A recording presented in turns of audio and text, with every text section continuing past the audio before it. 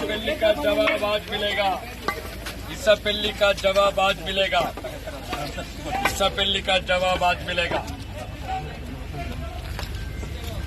రాముడి సంతానంకు రావణుడి సంతానంకి ఈరోజు జరిగే పోరాటం మార్పుగా ఈరోజు ధర్మం ఒకవైపు, అధర్మం ఒకవైపు, ప్రజల పక్షాన నిలిచిన గొంతులు ఒకవైపు.